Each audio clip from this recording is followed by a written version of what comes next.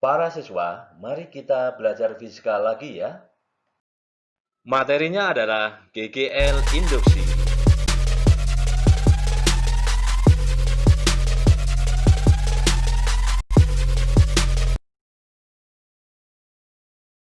Para siswa, tentu kalian tidak asing dengan peralatan seperti ini. Ini adalah salah satu bentuk generator AC. Listrik yang kita gunakan sehari-hari adalah listrik arus bolak-balik yang dihasilkan oleh generator arus bolak-balik atau generator AC. Pada generator AC terdapat kumparan yang berputar di dalam medan magnet, sehingga terjadi perubahan fluks magnet yang menembus kumparan. Perubahan fluks magnet inilah yang menimbulkan arus listrik pada kumparan. Arus listrik ini dikenal dengan arus induksi. Sedangkan beda potensial antara ujung-ujung kumparan disebut sebagai gaya gerak listrik induksi atau GGL induksi. Gambar berikut menunjukkan rangkaian sebuah generator sederhana dengan kumparan satu lilitan. Komponen utama sebuah generator AC adalah magnet, kumparan, dilengkapi dengan cincin dan sikat. Ketika kumparan tidak diputar, lampu tidak berpijar. Ketika kumparan diputar, lampu akan berpijar. Fluks magnet. Fluks magnet adalah hasil kali antara komponen induksi magnet tegak lurus bidang dengan luas bidang A. Sebuah garis medan magnet B menembus bidang yang luasnya A membentuk sudut θ dengan garis normal. Komponen induksi magnet yang sejajar arah garis normal adalah B cos θ. Fluks magnet sama dengan A B cos θ. Atau fluks magnet sama dengan BA cos θ.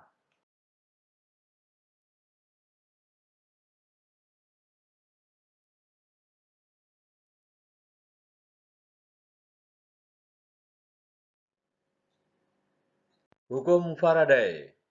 Hukum Faraday.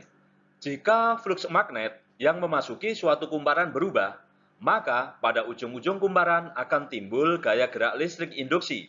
Dan besarnya gaya gerak listrik induksi bergantung pada laju perubahan fluks magnet yang dilingkupi oleh kumparan. Perhatikan posisi kumparan di dalam medan magnet. Mula-mula tidak ada garis medan magnet yang menembus lob kumparan. Setelah kumparan diputar, sejumlah garis medan magnet menembus lob kumparan. Terjadi perubahan fluks magnet dari sebelum diputar dan setelah kumparan diputar.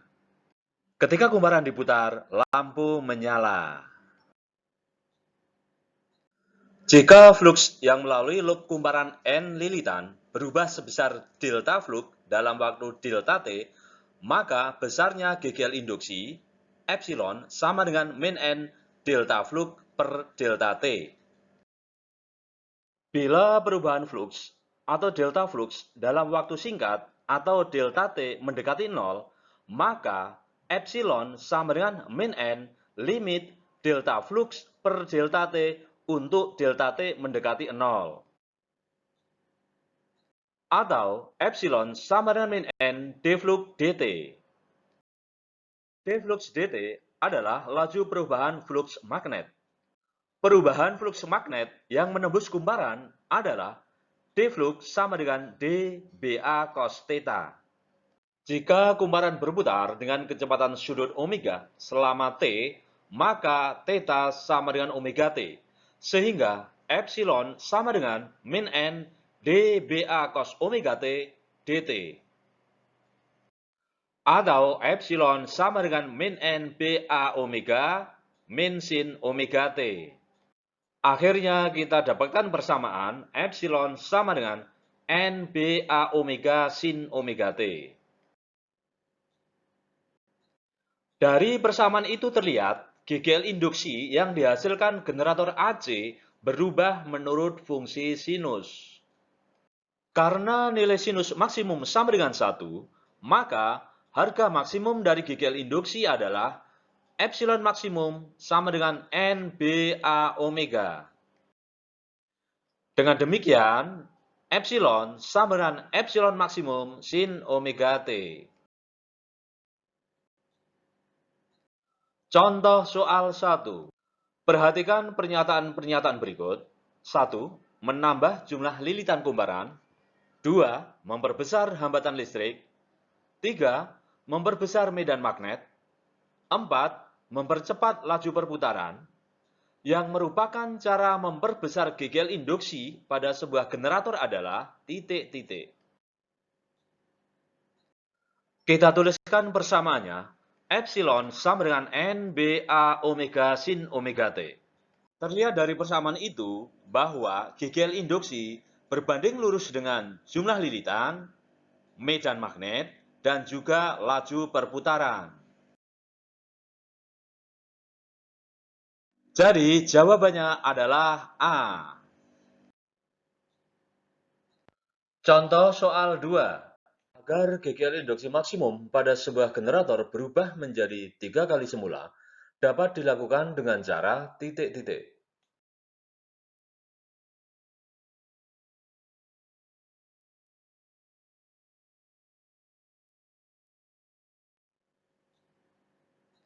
Kita tuliskan persamaannya, epsilon sama dengan NBA omega.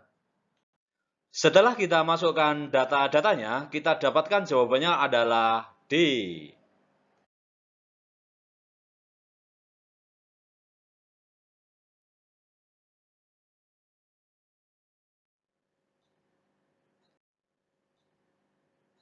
Contoh soal 3. Manakah pernyataan berikut yang benar tentang gegel induksi pada kumparan?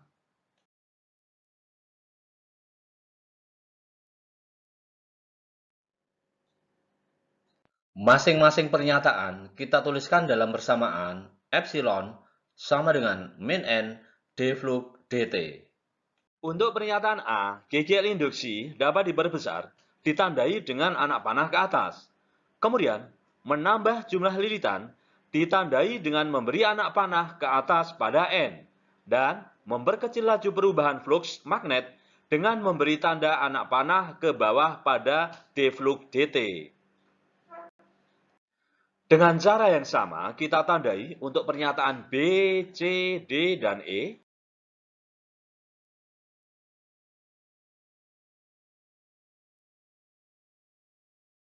Dari pernyataan-pernyataan itu, pernyataan yang logis adalah pernyataan E. Contoh soal 4. Manakah pernyataan berikut yang benar tentang gegel induksi pada kumparan?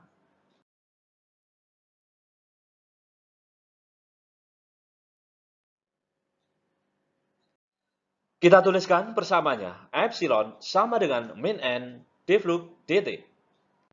Untuk pernyataan A, kita ganti N dengan 4N dan d flux dt dengan 2 d flux dt. Akhirnya, kita dapatkan gegel induksi sama dengan 8 gegel induksi mula-mula. Dengan cara yang sama, kita lakukan penghitungan pada pernyataan B, C, D, dan E. Pernyataan E, kita misalkan jumlah lilitan dijadikan 2 kali lipat. Jadi, pernyataan yang benar adalah pernyataan D. Contoh soal 5. Flux magnetik pada sebuah kumparan dengan 1000 lilitan meningkat dari 0,03 Weber menjadi 0,04 Weber dalam waktu 0,2 sekon, sehingga nilai GGL yang dihasilkan sebesar E1. Jika kumparan yang sama terjadi perubahan flux magnetik dari 0,02 Weber menjadi 0,04 Weber dalam waktu 0,1 sekon, nilai GGL induksi yang dihasilkan sebesar E2. Perbandingan E1 dan E2 adalah titik-titik.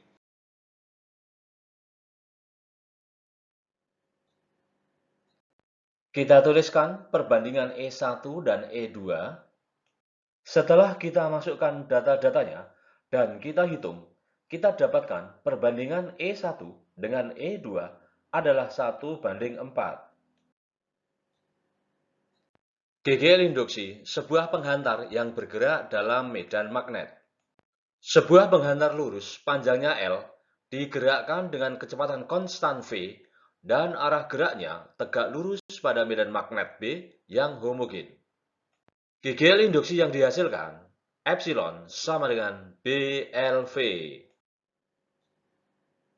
Pernyataan di atas dapat diilustrasikan sebagai berikut.